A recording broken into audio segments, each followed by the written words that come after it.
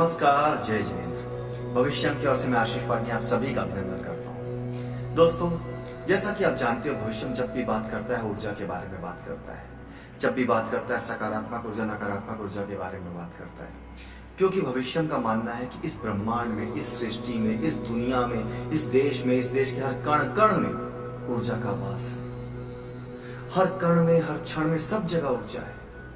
अब ये हमारी काबिलियत है, हम कितनी ऊर्जा ग्रहण कर सकते हैं, हम कितनी ऊर्जा एक्सट्रैक्ट कर सकते हैं। इसीलिए कहा जाता है कि कणशः ऊर्जा क्षणशः ऊर्जा, तंत्रम ऊर्जा मंत्रम ऊर्जा, मनसा ऊर्जा तंसा ऊर्जा, अंतर ऊर्जा बाह्य ऊर्जा, तिथि ऊर्जा विधि ऊर्जा, सूर्यम ऊर्जा चंद्रम ऊर्जा, देशम ऊर्जा स्वदेशम ऊर्जा, देवम ऊर्जा असुरम ऊर्जा, ऊर्जा द्विरूपम भेदन, ऊर्जा द्विरूपम भेदन, तामस ऊर्जा साधक ऊर्जा, शत्रु ऊर्जा मित्रम ऊर्जा। अर्थात हम ऊर्जा को कितने भी नाम से पुकार ले, हम ऊर्जा को कितने भी स्रोत से ग्रहण कर ले, अंततः ऊर्जा के दो ही रूप होते हैं। एक रूप होता है शत्रु ऊर्जा का और एक रूप होता है मित्र ऊर्जा का। एक रूप होता है नकारात्मक ऊर्जा का, एक रूप होता है सकारात्मक ऊर्जा का। तो मित्रों, एक बात आप ध्यान रखिएगा, हमारा पूरा ब्रह्मांड, हमारा पूरा शरीर, हमारी पूरी सृष्टि सिर्फ ऊर्जा के कारण चलती है। हम सभी चलायमान हैं तो सिर्फ ऊर्जा के कारण चलायमान है। यदि ऊर्जा नहीं रहेगी तो हम नहीं रहेंगे। और ऊर्जा सिर्फ पुण्य का कार्य करने से, किसी की सेवा करने से, किसी का परोपकार करने से नहीं मिलती। ऊर्जा आपको हर चीज से मिलती है। ऊर्जा आपको घर से मिलती है, बाहर से मिलती है, व्यक्तियों से मिलती है, अपने आसपास के वायुमंडल से मिलती है। आप जिससे मिलते हैं उससे आप ऊर्जा का एक्सचेंज करते हैं, जिससे आप बात करते हैं उससे आप ध्वनि ऊर्जा का एक्सचेंज करते हैं। ये दुनिया पूरा एक्सचेंज ऑफ एनर्जी के माध्यम से चलती है। आज मैं आपको बताऊंगा ऊर्जा का सबसे प्रमुख स्रोत क्या है, बल्कि मैं आपसे पूछूंगा कि आपके घर में ऊर्जा का सबसे प्रमुख स्रोत क्या है।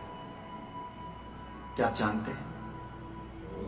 दोस्तों, ऊर्जा का सबसे प्रमुख स्रोत जो हमारे घर में विद्यमान है वो है हमारा किचन, वो है हमारा भोजन। दोस्तों, भोजन से सिर्फ पेट नहीं भरता है, भोजन से सिर्फ स्वाद नहीं आता है, भोजन सिर्फ तन के लिए आवश्यक नहीं है, भोजन मानसिक रूप से भी आवश्यक है और आत्मिक रूप से भी आवश्यक है। भोजन सिर्फ शारीरिक बल नहीं देता, वो आपको मानसिक स्थिरता देता है और आत्मिक बल भी देता है आपको। इसलिए भोजन के कारण हम जो ऊर्जा प्राप्त करते हैं सबसे महत्वपूर्ण होती है। जैसा कि हम जानते हैं, मैं इस वीडियो में ये नहीं बताऊंगा आपको क्या खाना चाहिए क्या नहीं खाना चाहिए। आप सभी बहुत समझदार हैं, आप सभी जानते हैं जंक फूड क्या होता है, हेल्दी फूड क्या होता है, वेगन फूड क्या होता है, सात्विक फूड क्या होता है, आप सब कुछ जानते हैं। मैं सिर्फ ये बताऊंगा कि भोजन बनाते समय और भोजन करते समय हम ऐसा क्या करें जिसके कारण हम भोजन से उसकी प्रमुख ऊर्जा को एक्सट्रैक्ट कर सकें, हम भोजन की सर्वत्र ऊर्जा को अपने अंदर समाहित कर सकें।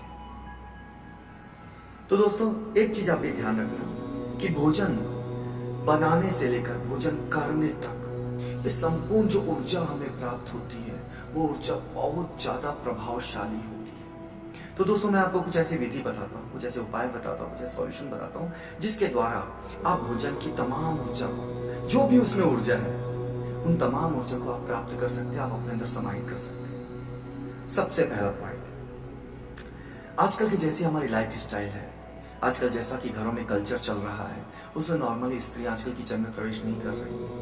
या ये कह लीजिए कि चूंकि फीमेल भी वर्किंग हो चुकी है, मेल भी वर्किंग हो चुके हैं, तो फीमेल को इतना समय नहीं मिल पाता है कि किचन में जाकर कार्य करे। इसलिए किचन आजकल मेड के थ्रू चलता है, दाइयां बनाती है, बाइयां बनाती है, शेफ बनाते हैं, रसोइया बनाते हैं, बावर्ची बनाते हैं। लेकिन दोस्तों, एक प्रश्न मैं आपसे पूछना चाहता हूँ, क्या बावर्ची, रसोइया, मेड के हाथ के खाने में वो ऊर्जा होगी जो ऊर्जा हमें घर के सदस्यों के द्वारा बनाए खाए खाने में मिल सकती है? हो सकता है मेड बहुत सुस्वादु भोजन बनाता हो, लेकिन क्या वो उसका भोजन ऊर्जा से परिपूर्ण होता है?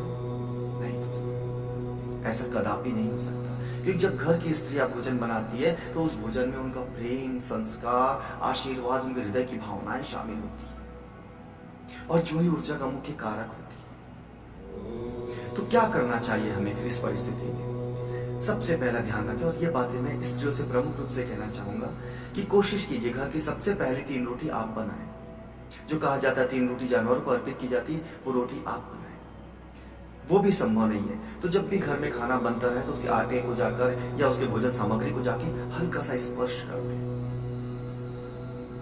सब्जियां जो बनते रहती है उसमें हल्की सी चम्मच आप फेरा दे। आप सोच रहे होंगे इतनी छोटी सी चीज से ऊर्जा की उत्पत्ति कैसे होगी? रंग की 2 बूंदे भी पानी को रंगीन बना देती है। उसी प्रकार उनका एक स्पर्श भी भोजन को ऊर्जावान बना देता है। तो कोशिश कीजिए कि जब भी खाना बनता हो उसको खाने को स्पर्श करें, भोजन सामग्री को स्पर्श करें। ठीक है। नेक्स्ट पॉइंट, जब हम भोजन करने बैठते हैं तो क्या हम मां अन्नपूर्णा का धन्यवाद देते हैं? क्या हम कहते हैं कि हे ईश्वर, हे अन्नपूर्णा देवी, आपने हमें आज का भोजन दिया, उसके लिए धन्यवाद, तहे दिल से धन्यवाद? क्या हम बोलते हैं? नहीं बोलते। इसी बात को हमें कहना आवश्यक है, इसी बात का थैंकफुलनेस होना आवश्यक है, और इस बात को हमें मंत्र के द्वारा कहना चाहिए, और वो मंत्र मैं आपको इस वीडियो के अंत में बताऊंगा। राइट। नेक्स्ट पॉइंट पे आते हैं। आजकल जब हम भोजन करते हैं तो हमारा ध्यान पूरी तरह भोजन पर नहीं रहता है। हम या तो मोबाइल का ऑपरेट करते रहते हैं, न्यूज़पेपर पढ़ते रहते हैं, टीवी देखते रहते हैं, म्यूजिक सुनते रहते हैं। दोस्तों, ऐसा कदापि नहीं करना चाहिए। हमारा भोजन ऊर्जा का प्रमुख सोर्स है। वैसे ही भोजन में शुद्धता नहीं बची तो भोजन की ऊर्जा तो आप कम से कम बचा लीजिए। तो जब भी आप भोजन करें तो आपका पूरा ध्यान, संपूर्ण ध्यान भोजन पर होना चाहिए। जिस प्रकार हम एग्जाम हॉल में बैठते हैं तो हमारा पूरा ध्यान एग्जामिनेशन पेपर पर होता है, वैसे जब हम डाइनिंग पर या जमीन पर बैठते हैं तो हमारा ध्यान पूरा भोजन पर होना चाहिए। राइट।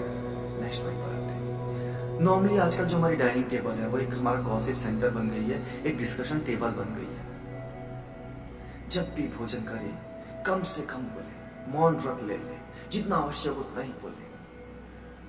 कहा जाता है कि जब हम ज्यादा बोलते हैं तो हम अपनी ऊर्जा का ह्रास करते हैं, हम ऊर्जा को न्यून करते हैं। तो यदि सकारात्मक ऊर्जा पाना चाहते हैं भोजन के माध्यम से तो आपको मौन होकर या कम बोलकर ही भोजन करना चाहिए। राइट। नेक्स्ट पॉइंट पे आते हैं। आजकल हम सभी लोग डाइनिंग टेबल पर बैठकर भोजन करते हैं, जो कि एक सामान्य कल्चर चल रहा है। लेकिन दोस्तों, यदि आपको मौका मिले तो आप जमीन पर बैठकर भोजन करने का मौका मत गवाइएगा। कि जमीन की जो एनर्जी है, जो धरती की एनर्जी है, जब आपकी बॉडी से लगती है तो आप समझ लीजिए आपकी बॉडी बहुत ज्यादा रिसेप्टिव हो जाती है। बॉडी अपने आप उस भोजन को अंतर्ग्रहित कर लेती है, अपने आप उस भोजन की विषाणु को दूर कर लेती है। तो कोशिश कीजिए जब भी मौका मिले आप जमीन पर बैठकर पाटे पे भोजन की थाली रखकर भोजन करें। राइट। नेक्स्ट, आजकल हम जब भोजन करते हैं तो हम चम्मच फोक का ज्यादा यूज करते हैं।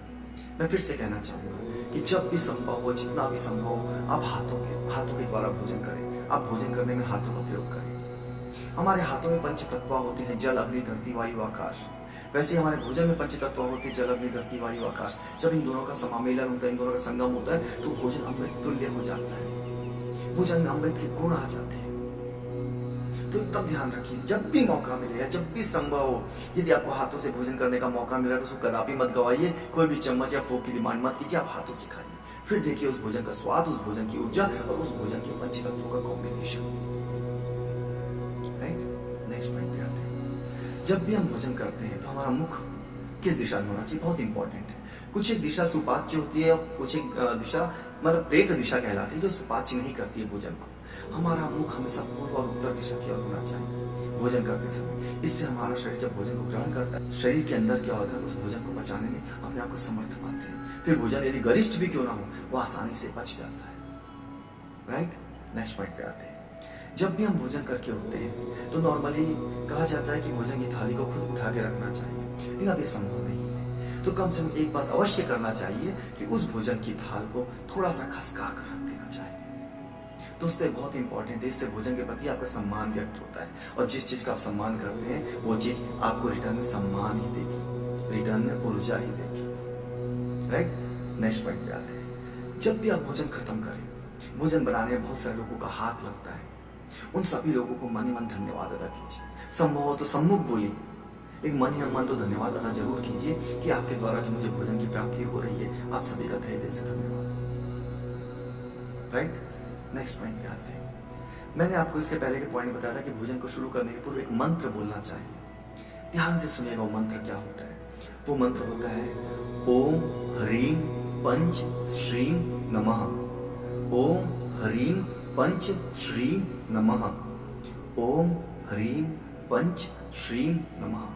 इस मंत्र के माध्यम से हम ना ही केवल पंच तत्वों का, बल्कि हम लक्ष्मी जिसके द्वारा हम भोजन को प्राप्त करते हैं, हमारे अंदर के शरीर के सारे हमारे जितने ऑर्गन्स हैं उन सभी का, ब्रह्मांड में व्याप्त ज्ञात अज्ञात शक्तियों का हम सम्मान करते हैं और उन सभी शक्तियों से अनुरोध करते हैं कि ये धन्यवाद ऋषि शक्तियाँ इस भोजन में जो भी विषाक्त है उसे दूर करें और इस भोजन को हमारे शरीर में अमृत की तरह प्रवेश कराएं। दोस्तों एक छोटा सा मंत्र है, लेकिन थैंकफुलनेस का मंत्र है। तो आज के लिए इतना ही। अगली बार मैं फिर से हाजिर होऊंगा एक नए वीडियो, एक नए अनुसंधान और एक नए टॉपिक के साथ जो संभवतः ऊर्जा से रिलेटेड होगा। तब तक के लिए धन्यवाद। जय श्री।